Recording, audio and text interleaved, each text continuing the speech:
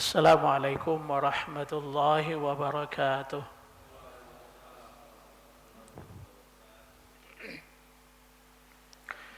Alhamdulillah, alladzi arsala rasulahu bil huda wa dinil haqq liyudhhirahu 'ala ad-din kullih walau karihal musyrikun.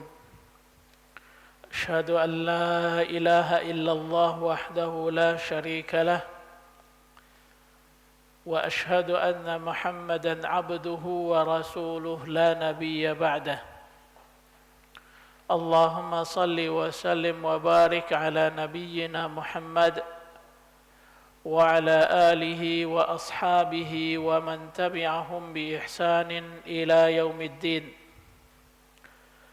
Rabbi shrah li sadri wa yassir li amri wahlul 'uqdatam min lisani yafqahu qawli. Allahumma la ilma lana illa ma 'allamtana fa'allimna ma yanfa'una wanfa'na bima 'allamtana bi rahmatika ya arhamar rahimin. Bapak-bapak dan ibu-ibu jamaah Masjid Al-Ikhlas rahimakumullahu ta'ala. Alhamdulillah, puji dan syukur kita ucapkan kepada Allah Subhanahu wa ta'ala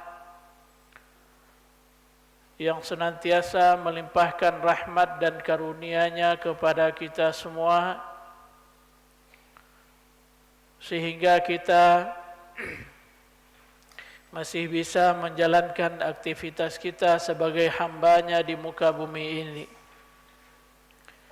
Kemudian salawat dan salam kita ucapkan buat junjungan kita Nabi Muhammad sallallahu alaihi wasallam. Allahumma salli wa sallim wa barik alaihi wa ala alihi wa ashabihi wa man tabi'ahum bi ihsanin ila yaumiddin.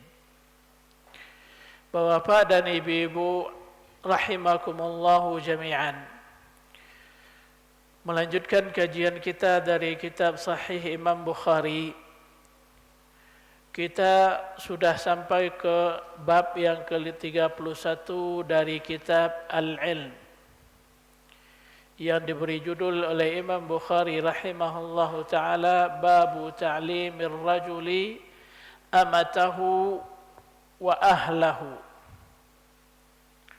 Bab yang menjelaskan tentang pengajaran seorang laki-laki terhadap budak perempuannya dan juga keluarganya. Bapak dan ibu-ibu hafizakumullahu ta'ala, hadis ini akan menjelaskan kepada kita motivasi atau dorongan atau ajakan kepada kita semua untuk mengajar atau menjelaskan urusan agama kepada keluarga kita, dan pahala yang dijanjikan oleh Allah Subhanahu wa ta'ala bagi orang yang mau melakukannya. Baik, sebelum kita menjelaskan hadis ini, kita sebagaimana biasa akan baca hadis yang ke-97 ini terlebih dahulu. Kemudian kita jelaskan dan kita ambil beberapa faedah sebagaimana yang disebutkan oleh Syekh Muhammad bin Shalih Al-Utsaimin rahimahullahu taala dalam kitab beliau ini. Baik, silakan baca. Bismillahirrahmanirrahim. Assalatu wassalamu ala rasulih amma ba'd. Qala muallif rahimahullahu ta'ala wa nafa'ana bi'ulumi wa ulumi masyayikhina fid darain amin. Amin. Bab ta'limir rajuli amanatu ahlihi. Akhbarana Muhammadun huwa ibn Salam haddatsana al-Muharibi qala haddatsana Salih bin Hayyan qala qala Amir asy-Sya'bi haddatsani Abu Burdah an abihi qala qala Rasulullah sallallahu alaihi wasallam ثلاثة لهم أجران رجل من أهل الكتاب آمن بنبيه بنبيه وآمن بمحمد صلى الله عليه وسلم والعبد المملوك إذا أدى حق الله وحق مواليه ورجل كانت عنده أمة فأدبها فأحسن تأديبها وعلمها فأحسن تعليمها ثم أعتقها فتزوجها فله أجرا ثم قال عامر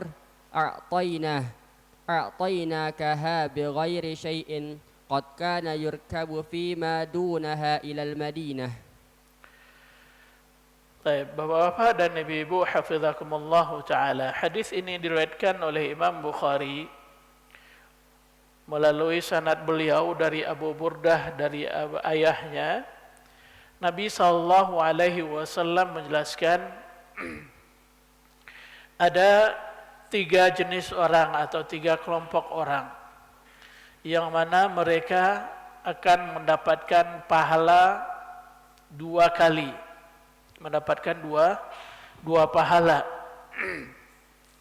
Jadi Nabi SAW menjelaskan ke dalam hadis ini ada 3 kelompok orang yang mana masing-masing kelompoknya atau masing-masing jenisnya akan mendapatkan dua pahala.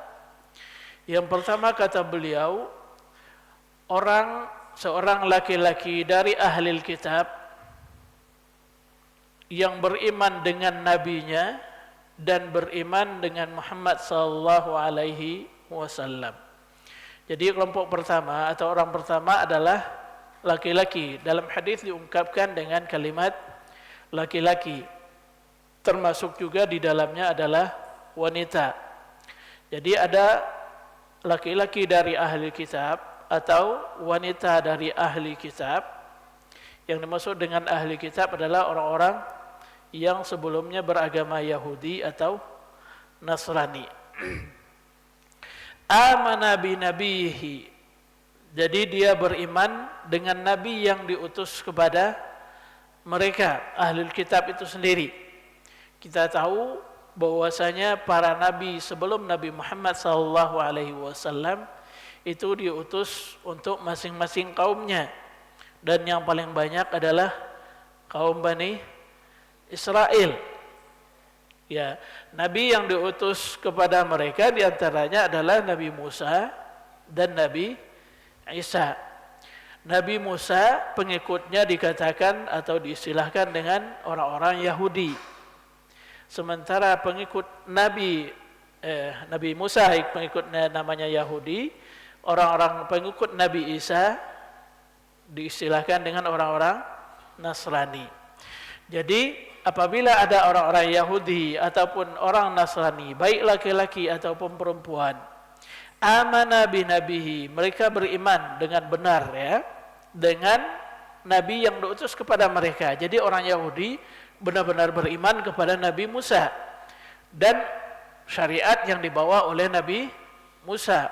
Kemudian orang Nasrani, dia benar-benar beriman dengan Nabi Isa dan syariat yang dibawa oleh Nabi Isa. Wa amana bi Muhammad.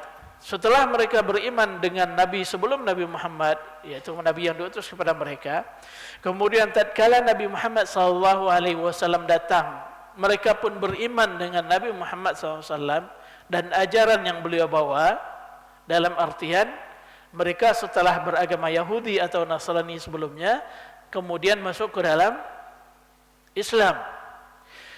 Maka orang seperti ini akan mendapatkan pahala 2. Pahala pertama adalah pahala dia ketika beriman dengan syariat yang khusus dibawa untuk mereka sebelum kedatangan Nabi Muhammad sallallahu alaihi wasallam. Maka mereka mendapatkan pahala keimanan mereka itu. Kemudian yang kedua, ketika Nabi Muhammad sallallahu alaihi wasallam diutus, mereka pun beriman dengan Nabi Muhammad sallallahu alaihi wasallam, mengikuti syariat yang dibawa oleh Nabi Muhammad sallallahu alaihi wasallam, tidak lagi mengamalkan syariat yang sebelumnya. Karena syariat yang sebelum Nabi Muhammad SAW itu dihapus, dinasakh istilahnya dengan syariat yang dibawa oleh Nabi Muhammad sallallahu alaihi wasallam. Jadi kalau ada orang ahlul kitab itu beriman dengan nabinya dan beriman dengan Nabi Muhammad sallallahu alaihi wasallam, maka mereka mendapat pahala 2 kali lipat. Pahala pertama untuk keimanan dengan agama yang dibawa oleh Nabi khusus untuk mereka. Yang kedua untuk beriman dengan agama atau syariat yang dibawa oleh Nabi Muhammad sallallahu alaihi wasallam. Kemudian yang kedua, wal 'abdul mamluk idza adda haqqallahi wa haqqa mawalihi. Kelompok kedua adalah hamba sahaya, budak. Ya, al-'abdu hamba, al-mamluk yang dimiliki. Ya, maksudnya adalah hamba sahaya. Idza adda haqqallahi wa haqqa mawalihi. Seorang hamba yang dia itu budak, kalau hamba dalam pengertian umum manusia, tapi yang dimaksud di sini adalah seorang budak, ya, seorang budak. Tapi bukan budak bahasa Melayu ya, bahasa Melayu budak juga ya. Budak bahasa Melayu itu orang merdeka kan, ya, bukan orang hamba sahaya. Jadi budak yang tidak merdeka, ya, yang mana dia melaksanakan hak Allah dan melaksanakan hak tuannya. Hak Allah berarti dia melaksanakan kewajiban-kewajiban yang Allah wajibkan kepada dia sebagai seorang budak. Ya, kewajiban-kewajiban agama secara umum, salat, puasa itu wajib bagi mereka juga, ya, bagi seorang budak. Kalau zakat wajib?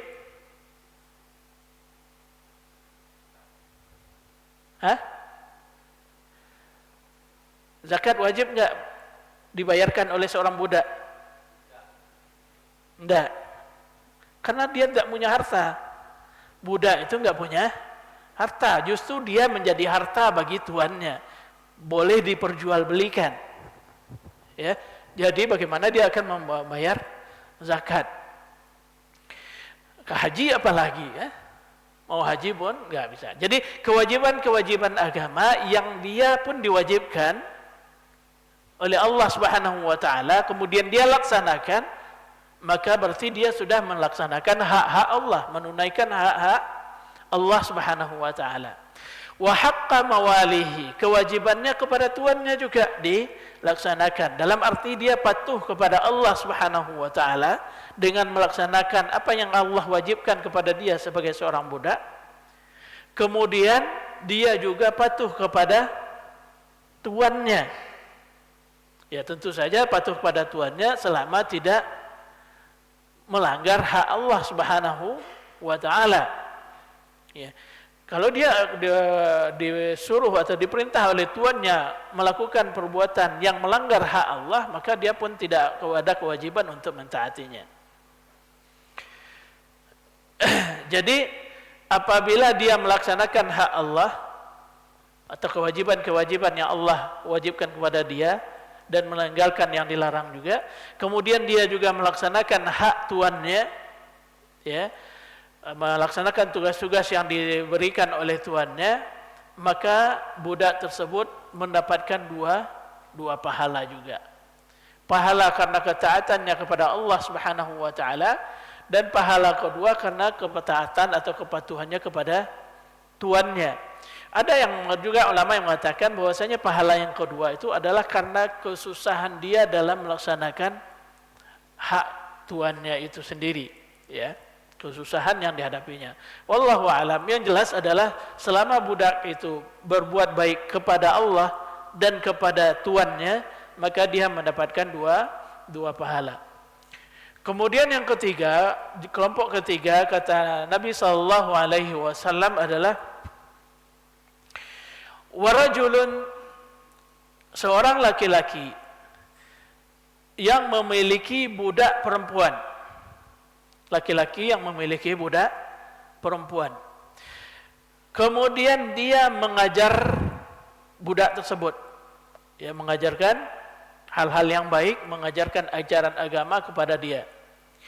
fa ahsana ta'dibaha, dan mentarbiyah dia, mengajari dia adab dan tata krama dengan baik.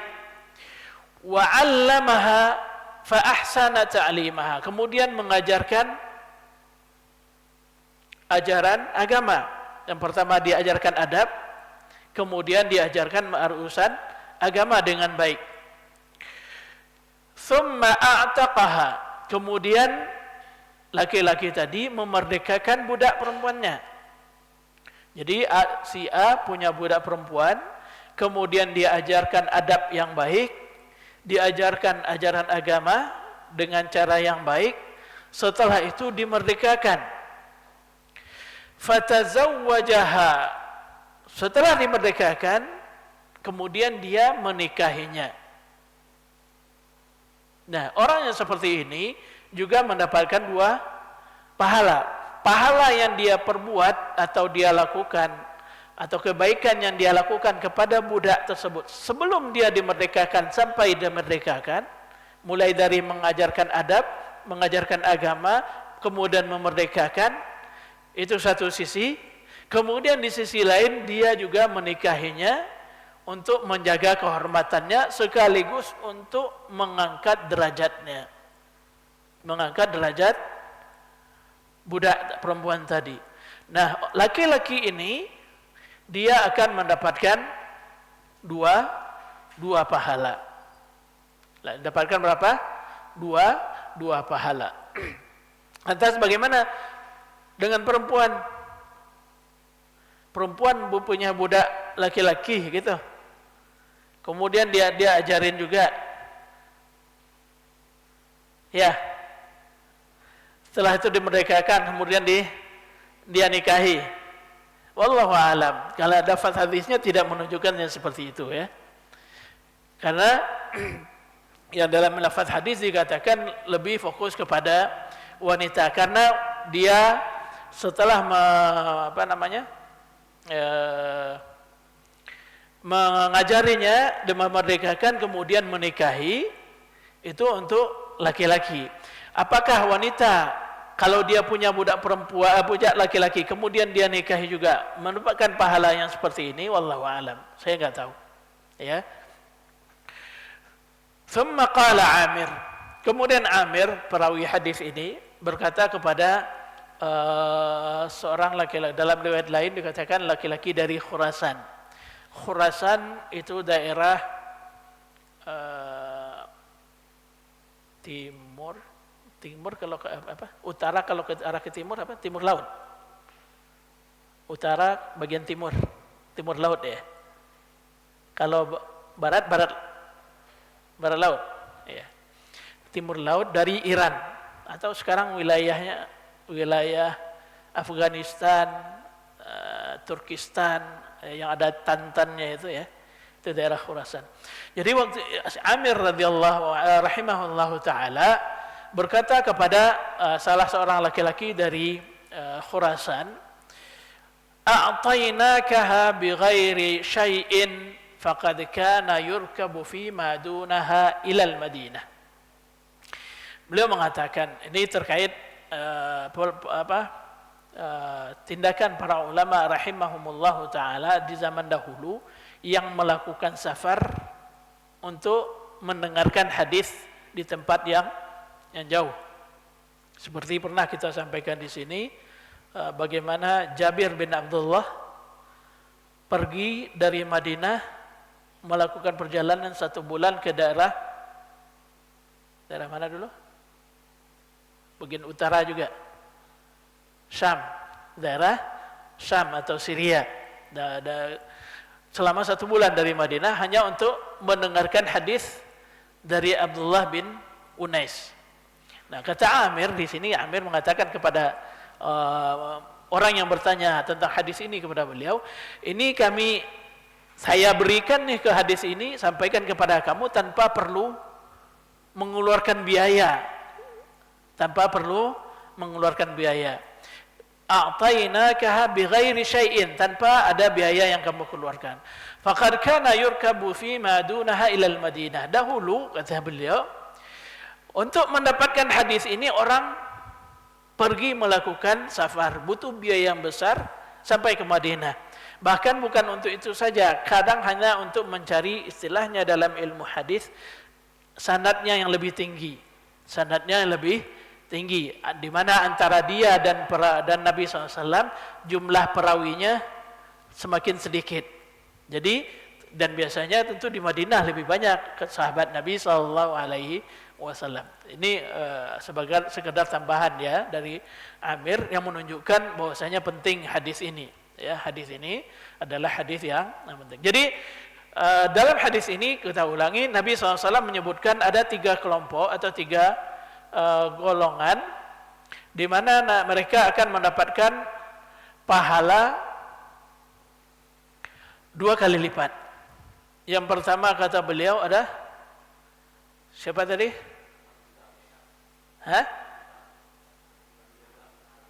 Ahlul kitab. Ahlul kitab yang beriman dengan Nabi yang diutus kepada mereka, kemudian beriman dengan Nabi Muhammad SAW. Yang kedua, laki-laki yang memiliki budak wanita, kemudian memerdekakan sampai menikahinya. Kemudian yang ketiga,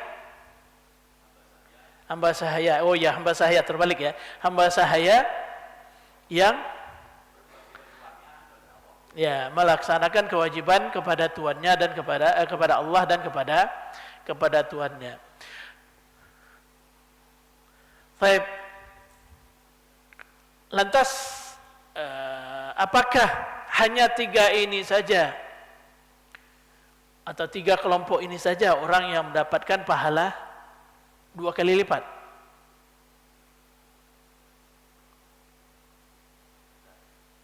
Ini yang para hafiz seharusnya atau yang santri sini seharusnya tahu nih, karena hadisnya sering mungkin didengar di sini.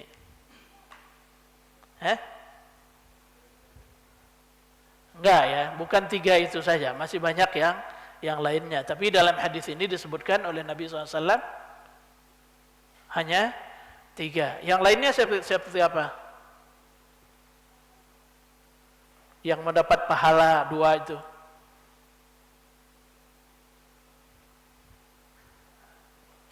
Pernah dengar hadis Al-Mahiru bil Quran?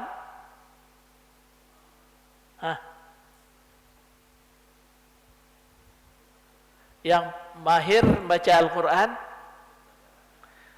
akan bersama malaikat kiramil bararah. Tapi orang yang kesusahan, apa kata Nabi SAW? Falahu ajran. Orang yang kesusahan terbata-bata membaca Al-Quran, maka dia pun mendapat 2 pahala. Siapa lagi?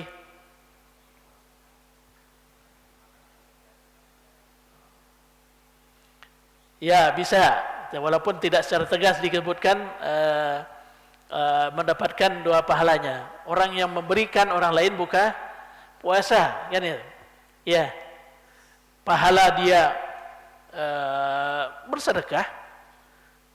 Kalau dia enggak puasa, kalau puasa dia lebih lagi kan. Tapi pahala dia memberikan sedekah untuk berbuka puasa, dan pahala seperti pahala orang yang berpuasa. Demikian juga di dalam hadis lain, orang yang menghidupkan salah satu sunnah yang sudah dilupakan. Man sanna fil islami sunnatan hasanah falahu ajruha wa ajru man amila biha. Orang yang menghidupkan sunnah kembali, atau seorang yang berinisiatif melakukan perbuatan baik, kemudian perbuatannya itu diikuti oleh orang lain, maka dia pun akan mendapatkan pahala yang 2 kali, pahala yang dia kerjakan dan pahala orang yang mengikutinya, ya. Dan masih banyak lagi yang lainnya, ya, yang disebutkan oleh Nabi SAW dalam berbagai hadis beliau, termasuk diantaranya yang sudah pernah juga kita sampaikan, seorang hakim.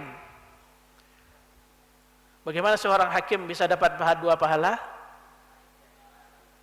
Orang yang seorang hakim, dia beristihad, kemudian ijtihadnya benar, ya, atau seorang ulama kemudian dia beristihad, ijtihadnya benar, maka dia mendapatkan dua pahala. Baik, kita lanjutkan hadis ini. Beberapa syarah yang disampaikan oleh Syekh Muhammad bin Shalih Al-Utsaimin rahimahullahu taala. Silakan lanjutkan bacaan.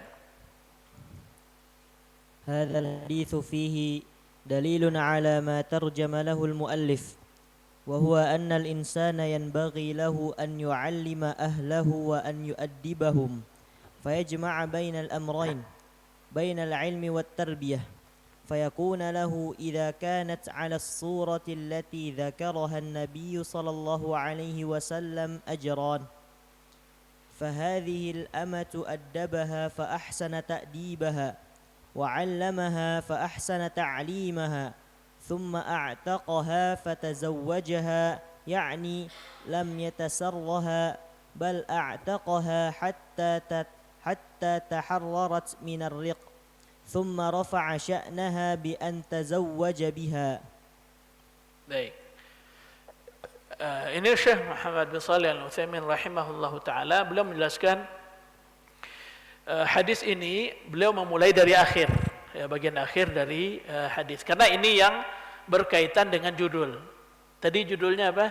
Mengajarkan keluarga atau budak dan sekaligus keluarga.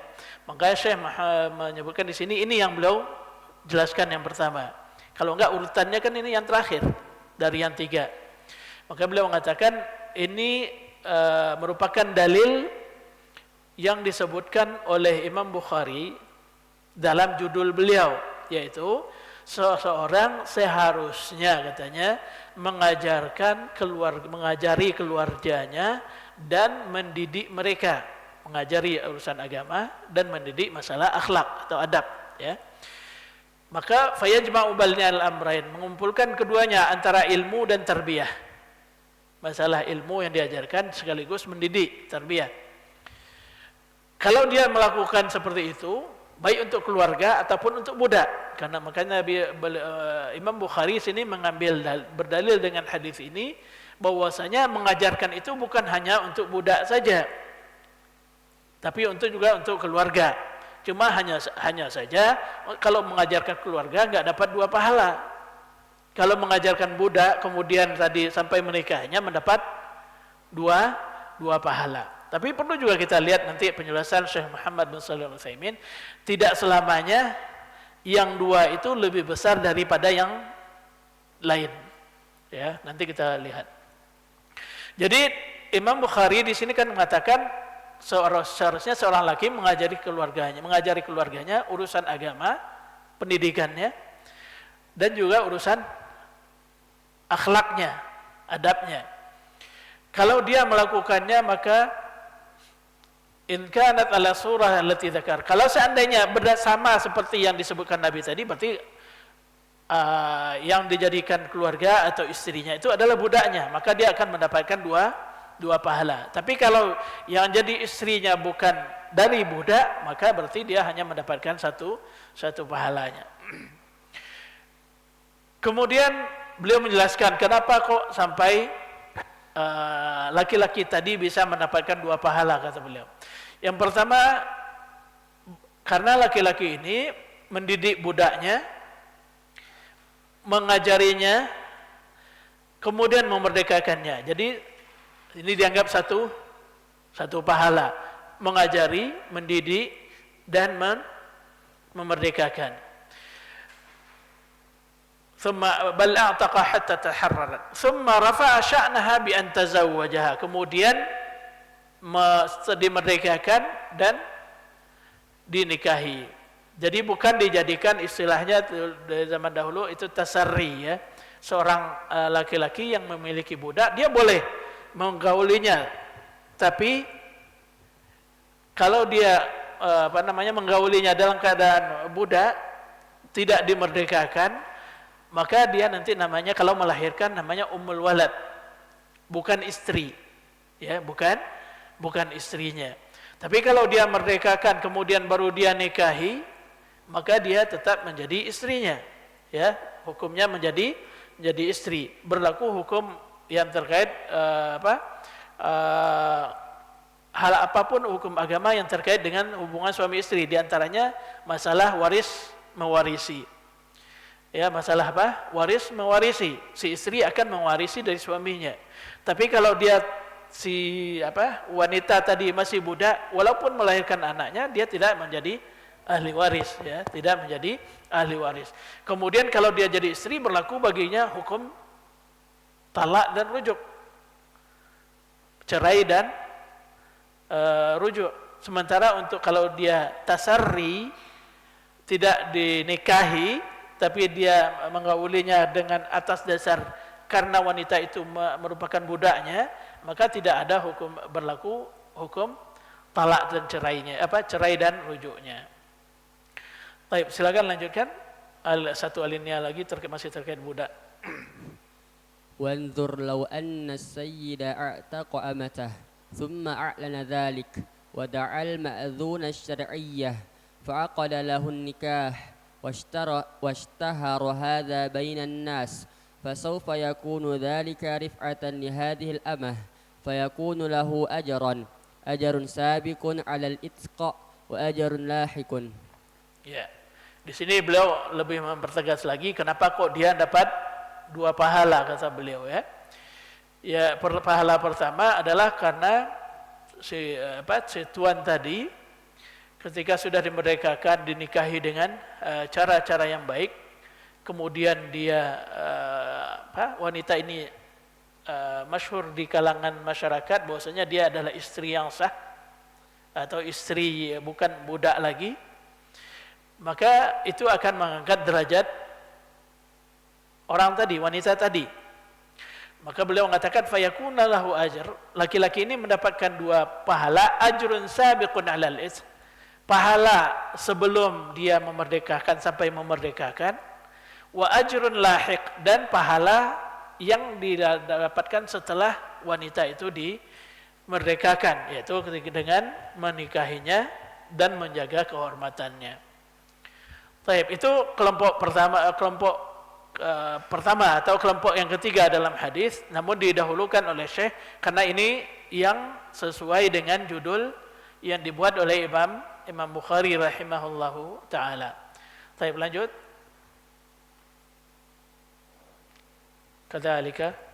كذلك الذي آمن بنبيه وآمن بمحمد صلى الله عليه وسلم مثل النجاشي وعبد الله بن سلام فعبد الله بن سلام من اليهود والنجاشي من النصارى فهؤلاء أيضا لهم أجران الأجر الأول من الإيمان بنبيه والثاني الإيمان بمحمد صلى الله عليه وسلم والثالث cukup wasani. Salisnya itu kelompok ketiga itu. Jadi penulisannya agak rancu ini.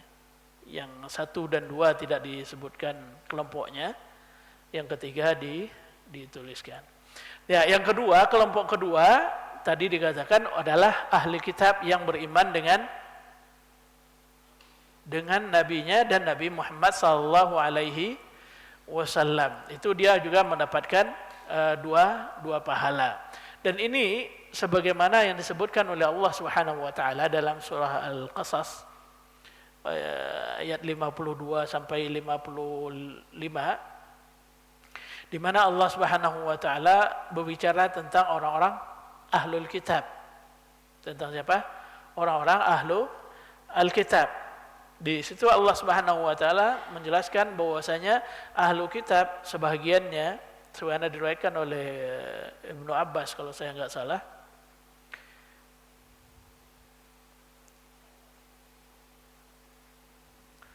yang disebutkan oleh Ibnu Katsir rahimahullahu taala di dalam diriwayatkan oleh Sa'id bin Jubair, diriwayatkan oleh Sa'id bin Jubair, disebutkan oleh Imam Ibnu Katsir rahimahullahu taala dan tafsir beliau terkait surah Al-Qasas tersebut, di mana Allah Subhanahu wa taala mengatakan alladzina atainahumul kitaba min qablihi hum bihi yu'minun, orang-orang yang kami berikan Alkitab kepada mereka sebelumnya, ya, sebelum Al-Qur'an, hum bihi mu'minun, hum bihi yu'minun, ya mereka beriman dengan Al-Qur'an juga. Wa idza yutla alaihim, apabila Al-Qur'an itu dibacakan kepada mereka, qalu amanna bihi, mereka berkata kami beriman dengan Al-Qur'an ini. Innahul haqqu mir rabbina, itu adalah kebenaran yang datang dari Tuhan kami. Inna kunna min qablihi muslimin, sungguh sebelumnya kami sudah beriman menjadi muslim, maksudnya bertauhid, ya, bukan masuk Islam kami dalam arti Islam yang dibawa oleh Nabi Muhammad, enggak.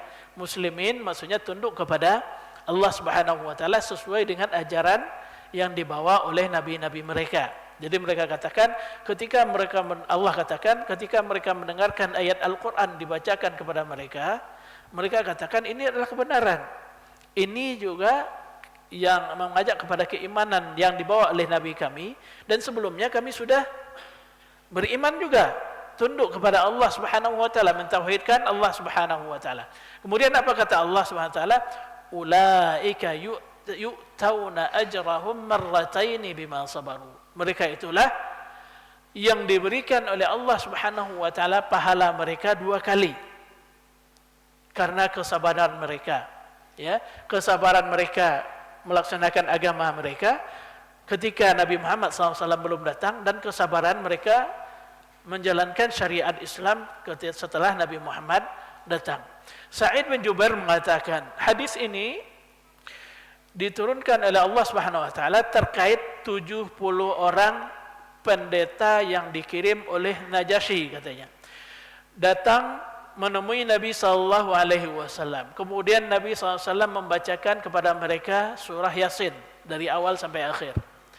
Faja'alu yabkuna wa aslamu. Mereka pun menangis mendengar bacaan surah Yasin tadi dan masuk ke dalam Islam.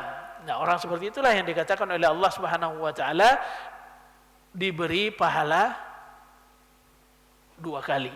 Diberi pahala 2 kali. Wa nazalat fihim hadhil ayah, dan turunlah kepada mereka turunlah kepada Nabi Muhammad sallallahu alaihi wasallam terkait orang-orang ini ayat ini, yaitu ayat yang sudah kita bacakan tadi. Itu yang dikatakan oleh Ibnu Katsir rahimahullahu taala. Jadi hadis ini selaras atau sejalan dengan apa yang disebutkan oleh Allah Subhanahu wa taala di dalam surah Al-Qasas. Demikian juga yang dulu di awal kita belajar kitab Sahih Bukhari ini terkait pertemuan Abu Sufyan dengan Heraklius, di mana Nabi SAW mengirim surat, masuk Islamlah kamu, maka bagi kamu pahala kamu dan pahala Islam, ya, 2 pahala disebutkan oleh Nabi sallallahu alaihi wasallam. Taib yang ketiga, waktu kita tinggal dikit. Yang ketiga, wasalits المملوك الذي يؤدي حق الله وحق مواليه فيكون قد قام بحقين فله أجرا.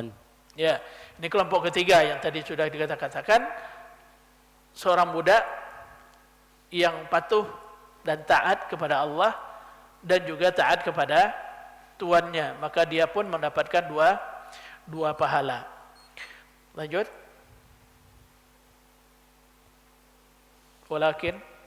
ولكن ليعلم أنه ليس العبرة بالكم بل العبرة بالكيف فقد يؤجر الإنسان مرتين أو أكثر ولكن يؤجر غيره بما هو أكثر كما في قصة الرجلين اللذين سافرا بعثهما النبي صلى الله عليه وسلم فحانت الصلاة ولم يجد الماء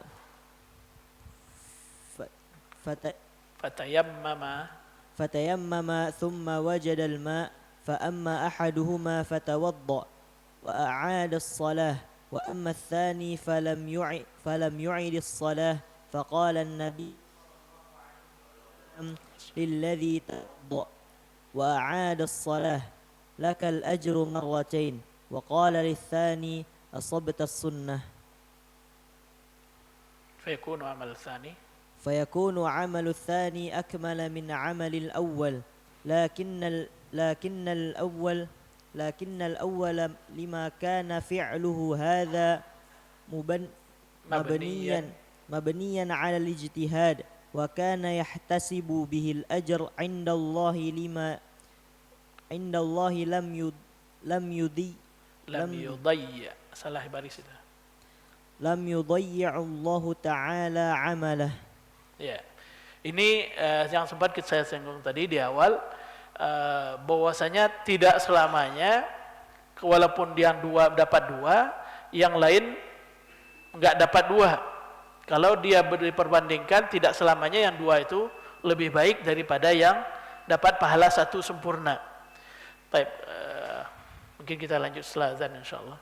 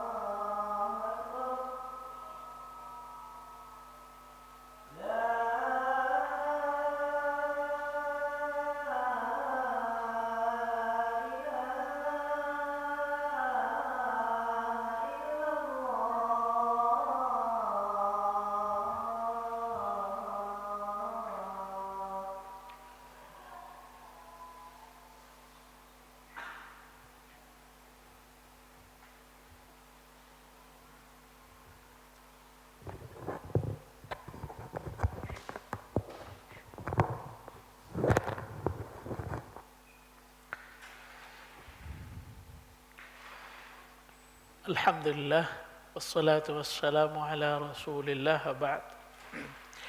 Baik, kita lanjut. Ada mau tanya? Baik. Ini nanya terus. Harusnya dapat hadiah, Ustaz, nanya terus. Harusnya dapat hadiah, nanya terus. Apa? Harusnya dapat hadiah, nanya terus. Oh. Dari panitia. Pahala Dari panitia. Allah insyaallah. Ustaz, ini tadi yang ini, Ustaz, masalah ahlul kitab kalau dia masuk Islam, pahalanya 2 gitu ya. Tadi kan cerita tentang pendeta dari Najran. dari Habasyah. Habasyah. Ya. Padahal kalau ceritanya yang waktu Amr bin As utus untuk menahan para sahabat yang itu kan, Amr bin mengatakan kan nego ke raja itu kan, ini orang Islam ini tidak percaya Trinitas kan gitu. Tidak percaya Trinitas. Artinya kan pendeta-pendeta itu kan musyrik. Lah mungkin pahalanya itu apakah ada hubungan dengan ini? Kalau seperti sekarang ini sering banyak orang mu'alaf kan sering sampaikan, kalau Anda mu'alaf dari Kristen, itu pahala lama kebahagiaan kamu dianggap, dapat pahala, dosa dihapus. Masuk Islam dapat pahala. Tapi pahala lama dihapus. Pahala yang lama masih berlaku. Apakah ini juga termasuk dari orang Hindu, Zat? Karena sama musyrik. Hindu, Buddha gitu, apakah juga dapat pahala? Karena kan pahala dia yang lama juga masih berlaku seperti orang ahli kitab. Waktu kita masuk Islam. Pahala dia yang Hindunya atau pahala yang 2 ini maksudnya? Enggak, kebaikan dia dianggap jadi pahala kalau masuk Islam. Apakah termasuk orang Hindu juga? Orang Hindu orang musyrik non ahli kitab. Terima kasih. Baik, berarti pertanyaannya yang terkait di luar ahli kitab ini ya. Kalau kan Yahudi dan Nasrani dia ahli kitab. Ini misalnya orang Hindu, Buddha, Konghucu, apalagi itu. Enggak, apakah 2 pahala tersebut ada hubungan dengan tadi? Kalau orang Oh gitu. Kalau itu ya, orang Hindu gimana?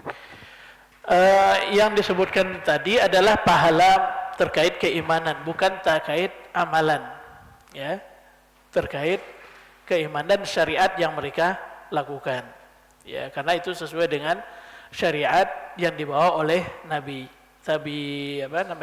Muhammad, Nabi Musa dan Nabi Isa. Lantas bagaimana dengan orang-orang?